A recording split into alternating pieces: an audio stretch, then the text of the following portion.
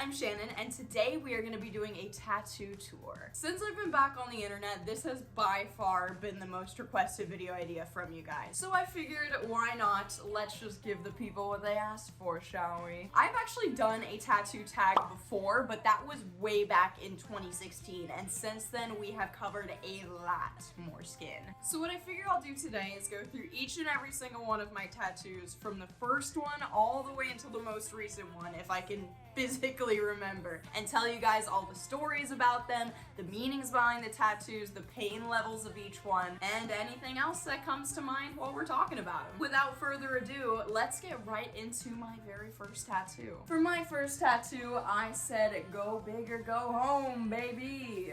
So some of my tattoos are obviously going to be a little bit difficult to show you while I'm talking about them, so for those that are like that, I'll just put a picture of them up on the screen. This was my very first tattoo, and like I just said, I wanted to go fucking huge with it. I had 18 years to think about this moment, okay? And I wanted everyone to know that. Growing up, I had basically infinite ideas for tattoos, so it took me a very long time to settle on the first design, but this is what we came up with. So we've got two really big sunflowers here, and I chose those for a reason. Not only are they my favorite flower, but they're my favorite flower because they grow towards the sun. The lyrics wrapped around the sunflower in the banner say, "Stick flowers in my wounds, grow a garden in my side." And these lyrics are actually from like a super obscure band that I used to listen to back in high school called Eagle Seagull. They were one of the like indie folk bands that I used to listen to when I was super depressed back in the day.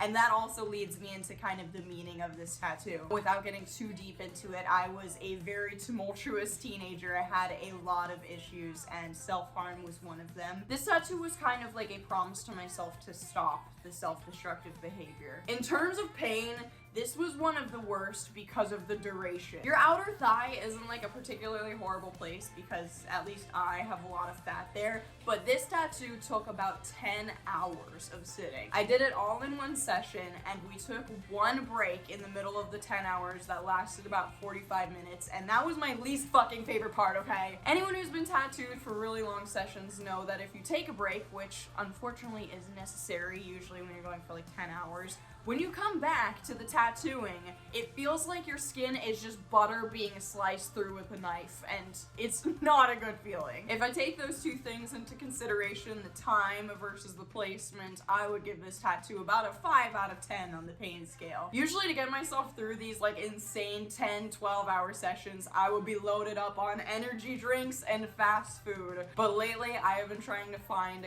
cleaner ways to give myself that daily boost of energy. Over the last week or so, I have been really enjoying this amazing new little energy shot called Magic Mind. When I say shot, it really is a shot. They come in these tiny cute little bottles, and everything in it, every single ingredient is good for you and super clean. Instead of all the synthetic chemicals and sugars that other energy drinks have, Magic Mind uses natural ingredients like L-theanine, ashwagandha, and even lion's mane.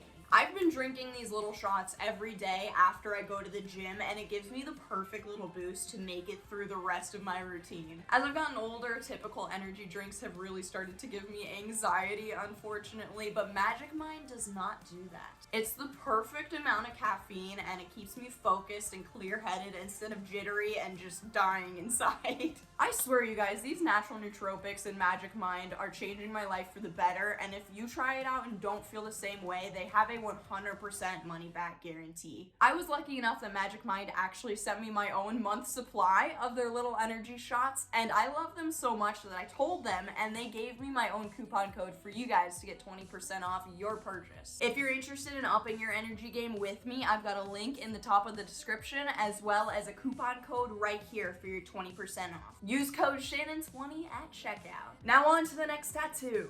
So for tattoo number 2, I wanted a lot of skin coverage again, but I was not ready to go balls to the walls like I was with tattoo number 1. Tattoo number 2 was actually 2 tattoos, so I don't know if it's 2 and 3 or just 2, but it was my little anchors on my forearms here. Your girl was really going through it as a teenager, so these anchor tattoos stay on theme with the big one on my thigh. For those of you guys who don't know, I was actually diagnosed in my teenage years with bipolar disorder type 2. Bipolar disorder is something I struggle with even till this day, and these tattoos are a reminder to stay anchored regardless of which side of the mood swing I'm on. That's why I purposely made them very different. This one is more so to represent my hypomania, and this one is more so to represent the depressive side. These two really didn't hurt nearly as bad as my first one. They were a lot quicker. I think they took about an hour and a half each at the most. I just remember the worst part about it being the fact that for some reason my middle fingers were uncontrollably twitching the entire time. Fucking sitting there the whole time. My poor tattoo artist just got his face like right in my middle fingers. I would give these probably a 3 out of 10 in terms of the pain. Moving on to tattoo number 3, I actually am already starting to get fuzzy, but I think it's this one. So this tattoo is both my punniest and probably one of my favorites because I think it's super fucking adorable and hella clean. This is a little deer that everyone seems to think is Bambi, which is fine with me because I love Bambi as well, but I got it because a deer is my sister Bailey's favorite animal, and this is my tattoo for her. Also in the banner, I've got my pun here. It says Sister Dearest, spelled D-E-E-R, which a lot of people always feel the need to correct me on before I tell them it's a joke. It's like supposed to be that way. This one took me, I want to say like 6 hours if I'm not mistaken, and this is another really meaty part of your body, so it didn't hurt entirely too bad. I would give this guy a 4 out of 10 on the pain scale. The next tattoo I remember getting is another thigh tattoo. This is the worst position ever, but this guy right here might be one that you remember. This one I decided to go black and white instead of full color, and that knocked a few hours off of the tattooing process, which thank God I did that because this was the first tattoo I ever wanted to tap out on. This ship was actually inspired by a drawing one of you guys brought to me on the very first tour I ever worked merch on. This was a tattoo that I felt like was sent to me from the universe because the day before I was given this drawing by one of you, I was in bed up talking with my boyfriend at the time about how I really wanted a fucking ship tattoo, and there it was the next day. So I brought it to my artist and he did his own little rendition of it, and bada boom bada bing, that's my thigh piece. This tattoo shouldn't have hurt as bad as it did for me, but I was a complete idiot about everything. At this point, I had some time under my belt in terms of tattoo sessions, so I felt like I could just like walk up and rock it without eating properly beforehand. I actually had just driven like 12 hours that day from across the country and sat right down into the chair. Once we got closer to like my groin area where the top of the flagstaff is, I thought I was gonna die, and I didn't tap out, but I almost did. For that reason, for my ill preparedness, this was a 6 out of 10 on the pain scale. Next up, I believe I did my chest piece. This one's very simple. At first, it was just the script that said, "We shall not be moved." These are also song lyrics. This is from a Flowbot song called Stand Up, which, long story short, just stand up for what you believe in. Don't be moved by the bullshit, only allow the important causes to sway you. The reason I got a chest piece was honestly because they look fucking hot, and I decided to pick words to live by to put on my chest, and that's the story. Surprisingly, this was actually one of my least painful tattoos. When I went in, I was petrified. I was so scared for this one, especially right in the middle on the sternum, but it really wasn't that bad. This one only took me about an hour, which probably contributed to how little it hurt.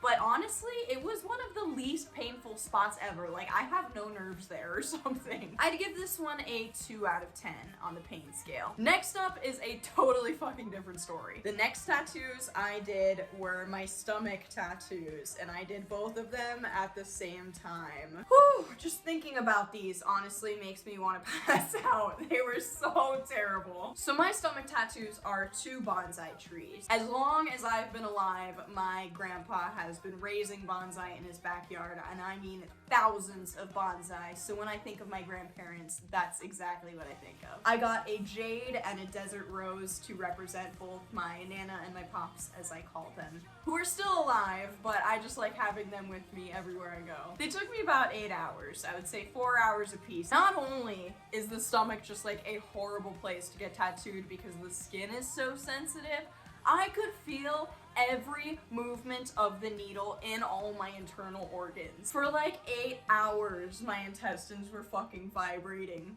Overall, I'm not even gonna sugarcoat it. The healing was terrible, the process was terrible, the stomach is a fucking horrible place to get tattooed, and I would give this one probably an 8 out of 10 at minimum. Next up is another double tattoo. These two tattoos are on my ankles, which is like incredibly hard to show you guys right now. On my ankles, I have two cityscapes, which I just fucking love to this day. I'm so glad that I did these. On my right ankle is the city skyline of Chicago, and on my left ankle is the skyline of Orlando. I was born in Chicago and pretty much raised entirely in Orlando, so I feel like these are my two hometowns. I put them on my ankles because I feel like where you come from is a very grounding thing, and that's what I wanted it to represent. Keeping my feet in the places that I came from. I want to say the entire process for these took about 4 or 5 hours. The longest part of it was actually lining up the entire tattoo to match around my ankle. The actual tattooing process itself was really easy in some places and fucking excruciating in others. The meatier parts of my ankle were like perfectly fine. I could have napped through those, but right on my ankle bone, both on the inside and the outside, oh my god, just put me down, okay? So I would say overall, this tattoo was really only like a 5 out of 10 on the pain scale. Next up, I believe, was my first impromptu tattoo. Up until this point, my tattoos had been very thought out, like weeks in advance, put that deposit down, go home and think about it type deal. This one I just walked into a shop. I'm talking about this bad boy right here. The words on the outer forearm that every white girl has. This is another indie folk band song lyric. It says, "I had the itch to fly and I flew." I think it's great, but the number of old men who have asked me where I'm flying to has just made me lose my fucking mind. I thought it would be fairly obvious that "I had the itch to fly and I flew" is another motivational metaphorical quote, but apparently old white men don't understand metaphors. They always fucking ask where I flew to. I don't know if it's a joke, but the interaction is one I've had so many times that it's not funny anymore. It's one I'm probably going to end up covering, not for that reason, just because I have other plans for this arm. But it was a super easy banger tattoo. It was probably done in less than an hour, and it was like a 2 out of 10 on the pain scale. So my next tattoo, funnily enough, I believe was a stick and poke that I had my ex-boyfriend fucking do. Oh! In terms of painful, this one takes the fucking cake, my friends. So it is now covered, and I'm also having an incredibly hard time showing you this. Where this little alien head is used to be a stick and poke heart.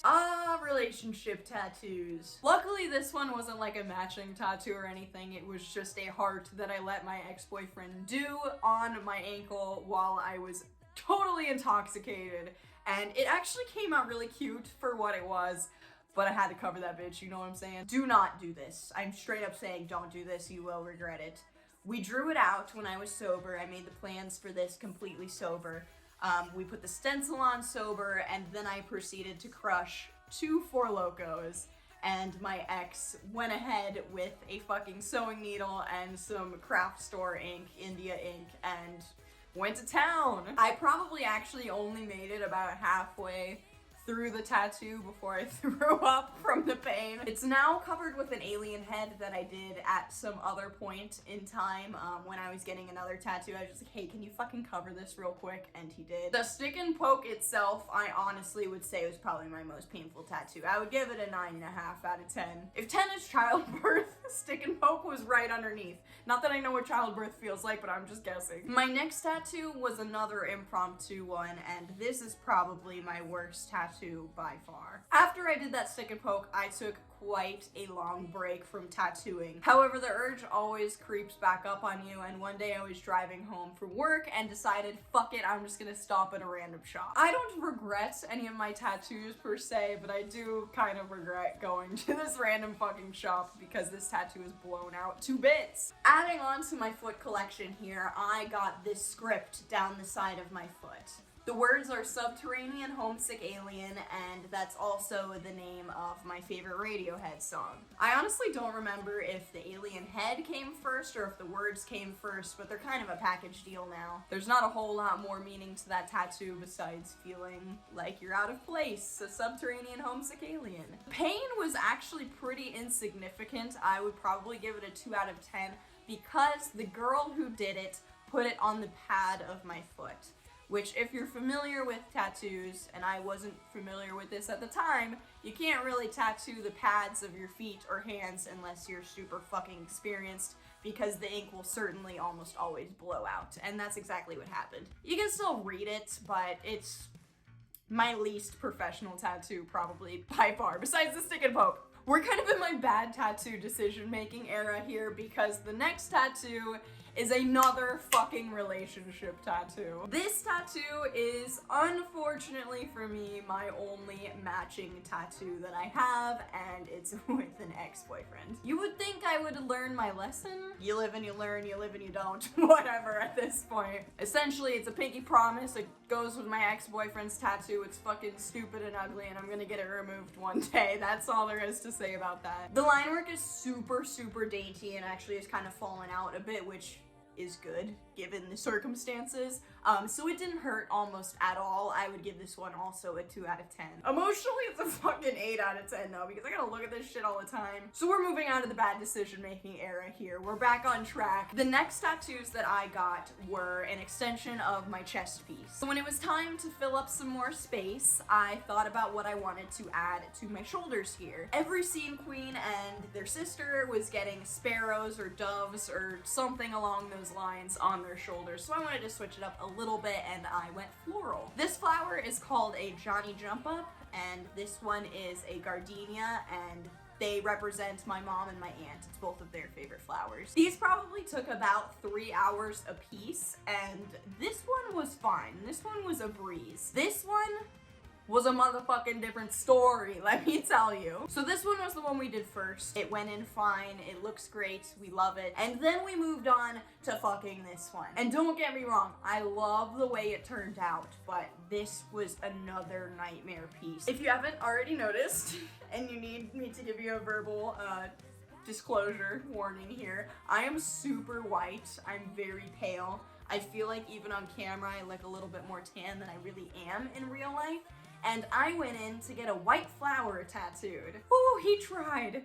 He pounded that white in for probably 2 hours of the 3-hour tattoo, and by the end, my skin was literally on fucking fire. This was another one that I honestly thought about tapping out on. I was just like, we're good. I don't need it to be any whiter. I can just deal with it being my flesh tone, and I'm gonna go home and cry. But once again, your girl made it through the whole session. No tap out required. These are totally different pain levels though for me. This one was probably like a 3 out of 10, maybe a 4 out of 10.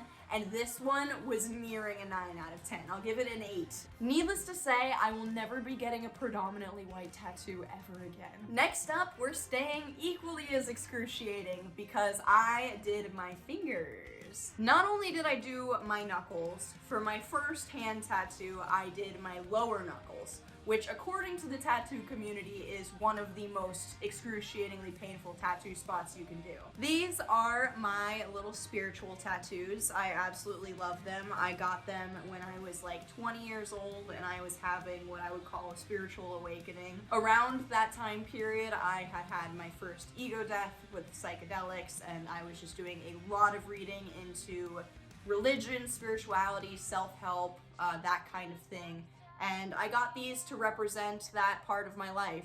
This is the Om, which represents oneness in the universe. This one is the Lotus, which represents divinity in a higher power.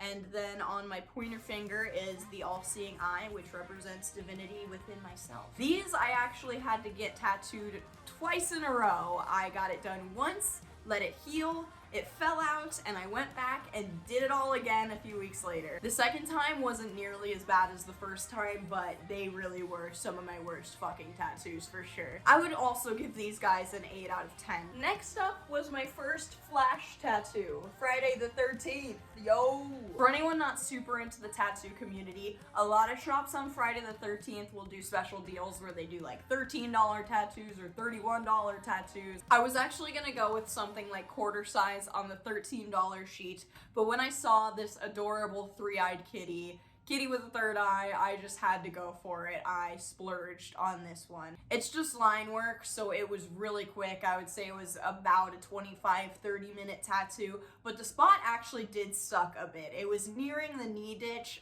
and that was not a fun time. Overall, I would give this one like a 5 out of 10 in terms of pain. Next up is another fun one. It's not a flash tattoo, but it is absolutely ridiculous, and that is my cheeseburger tattoo. So at this stage in my life, I'm pretty sure I just said fuck it and I wanted to just get fun tattoos. They didn't really have to have any meaning. The meaning behind this one is that I am a foodie and I'm a sucker for a motherfucking hamburger. There's so many people with food tattoos, but it's always something acceptable like pineapple or a peach or something cute like that. So I just wanted to do something different and true to myself and got a juicy double quarter pounder. Next up is actually another matching tattoo, but it's the only matching tattoo that I'm never gonna regret. On my leg, I got a matching tattoo with my little sister Bailey when she turned 18. Those tattoos were actually my 18th birthday gift to her, and it's a picture of us from when we were little kids. She was actually a newborn and I was holding her, so I was probably about 3 years old in the picture. I wanted like an artistic take on the image because I personally am not a huge fan of portrait tattoos usually, so we went with like an ink splatter silhouetted type version. I really love the way that this tattoo came out. It's super unique, no one has anything like it, and it holds a lot of meaning to me and my sister. Placement wise, this is a good spot. There's a lot of meat on the inside of your calf, so it didn't hurt too bad, and it was a really short tattoo, so I'd give this one a 3 out of 10.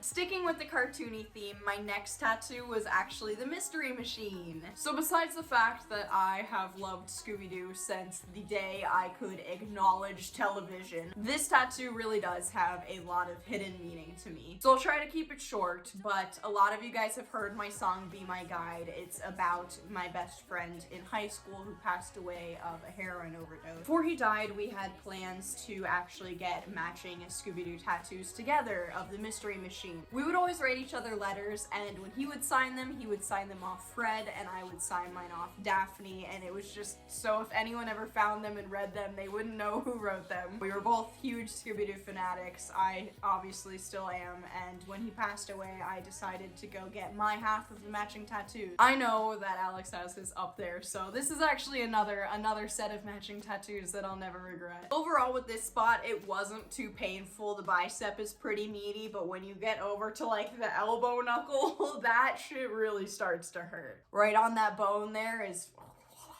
And I've had to get this one touched up because the color fell out pretty bad after the first time, so we did it twice. I'd give it like a 5 out of 10. The next one I did is actually right around the corner, and that is this little kitty here. This was my first of my Halloween tattoos, and it's actually a depiction of my actual cat Boo, who unfortunately recently passed away, so it's kind of become a little memorial to him. It's actually also kind of a memorial to my cat before Boo as well, because I had a cat named Jack, who was named after a jack-o'-lantern, so it's the two of them together. This is probably my daintiest tattoo, and the color is fucking vibrant as hell, but the girl who did this had the lightest hand. Like, literally felt like I was getting tickled when I got this done. The only place that hurt was up in the armpit region. That's when it started to really sting. But other than that, I'd give this like a 4 out of 10 on the pain scale. But other than that, I'd honestly give this one like a 5 out of 10 on the pain scale as well. I loved this artist's style so much that I like immediately booked another session with her for another chibi style tattoo.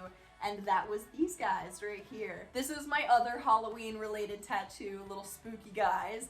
I've got a Jason Voorhees and a Freddy Krueger. Freddy has always been my favorite of the classic horror villains by like a long shot. And I've always really wanted to get some sort of horror related tattoo, but I didn't want anything gross, so I decided to go with like a chibi style. When I was designing this with my artist, I thought the Freddy by himself looked cool, but I thought adding Jason was like another super spooky element, and I really love the movie Freddy vs. Jason. Freddy needed a friend, okay, and he got one. Like I said, this artist has like the most feathery light touch ever, and this spot was even less difficult to get tattoos, so I would give this one like a 4 out of 10. This next tattoo is actually one that you can no longer see because it's completely covered. On my wrist, under the black bar, I decided to go into a random shop again. Learn something, Shannon, for once in your life. Don't do that again. I went into a random shop and I asked the only dude in there if he could do a ghost for me. And it came out fucking horrible, okay? I don't know if you've been analyzing this image here, but this is the worst line work that I've ever fucking received. It looks awful. He hated doing the job. He told me himself that he thought it looked bad at the end. This is the only tattoo that I've never tipped for. I had plans to finish my entire arm at this point, but the ghost spurred the action. It gave me the motivation I needed to actually like commit to just going for it. In order to get rid of the disgusting fucking horrible ghost fiasco on my wrist, and also to just complete my entire arm on the left side, I did a little half sleeve. So this half sleeve is probably my biggest piece that is like purely for aesthetic. I'm at a point in my tattoo journey where I am what I would consider like decently covered. Maybe not heavily covered, but I'm getting there. I have earned the right to just get tattoos for the sake of their aesthetic. This piece is comprised of a lot of negative black space, not only because I wanted to cover up this ghost, but also just because I really love that look. The artist I went with specialized in Japanese traditional, so we did some Japanese peonies in this little like cutaway spot, and then a whole bunch of mandalas wrapping around my arm. You can barely see the ghost. I probably do have to get that black bar touched up at some point because of the fallout, but I really don't want to because this was another one of my worst tattoos. Besides my first tattoo, I think this is the longest session that I've ever sat through. This was another solid 10 hours of work, and we did it all in one day, banged it out. By the end, I'm not kidding, my arm had swollen to probably 3 times the size. Like, it looked like an elephant arm and it felt like 100 fucking pounds. The mandalas were actually done completely in dot work. I don't know if you can see, but they're all individual dots, even on my wrist. And I'm actually kind of like in a debate with myself whether or not this made it hurt worse or less. It's a little more irritating and more of like a sharp feeling, but I do think overall the dot work hurt less than just being like laid into with color shading, which is exactly what she had to do to my wrist. When people ask me about this tattoo and they ask me specifically about the inside of the black wrist, I tell them that this is the worst thing that I've ever willingly done to myself, for sure. Just this cuff probably took a solid 45 minutes of just fucking laying the black in there, like I said, and by the end I was in tears. It was one of the only times in my tattoo career where I was like grunting, gritting my teeth, holding back the tears. It's hard to rank this piece in its entirety because it's like so many moving parts together, but I would probably give it an 8 out of 10 on the pain scale, just given this black bar. We have finally made it to my very most recent tattoo. After I got this done, I took a long break. This was like a good 2 weeks of healing. It was not a fun time working with this, sleeping on this. Ugh, it just sucked. When I finally felt like getting a tattoo again, I realized that I had one little piece of space left on this arm, and that is where I put this tattoo. This rib cage is actually another Friday the 13th tattoo. I am so bad. Whenever I go to get flash tattoos, like with my friends, or I got this one with my boyfriend and his sister, I never can just stick to the fucking $13 sheet. This one was $131, but I just had to have it. When I saw it, I realized it fit this perfect little spot that I had left, and it would complete the whole arm. So I snagged it, I found that tattoo artist, I went in and I had her do it, and she's done. Or so I thought, because recently I was looking at myself in the mirror and I realized that I have this spot left, which we're gonna save that for as long as possible. That will be like something when I run out of skin that I'm gonna do. This was another artist who had a very light hand, and it's more like dainty line work, so it didn't hurt too bad, which is a good thing because this spot fucking sucks balls. It's right on the inner elbow knuckle, and that bone does not feel good. I would probably give this one a 6 out of 10 for being on that bone. And with that, you have made it through the entire tour of my body. If you made it through that whole thing, congratulations, you are the winner of a long attention span. I have so many more plans for tattoos, so this is definitely not going to be the last tattoo tour that you see for me in my life. As many of you guys know, my next plan is to either tattoo my head, which is going to be a massive fucking undertaking, or start on my other full sleeve, which I'm going to do matching to this half sleeve. There's so much work to be done. I really want to hear about your guys' tattoos. So if you want, leave me a comment in the comment section down below telling me about your favorite tattoo, or even all of your tattoos if you have the time. I will definitely go through and read as many as I can and reply. Make sure you subscribe if you haven't already, and if you would like to become a member, an exclusive member of the Shan fam, you can join in the description down below for access to perks like my Discord, emojis, badges, and even physical mail and stuff like that. And also one last shout out to Magic Mind for bringing me the energy to get me through this video. If you want to get your pack of Magic Mind, link is in the description down below, and use my coupon code Shannon20 for 20% off. You guys are the fucking best. I can't wait to see you guys in my next content. I stream on Mondays and Fridays and post videos on Wednesday. I hope to see you very soon. Have a great rest of your day and take care of yourselves. Love you guys. Bye.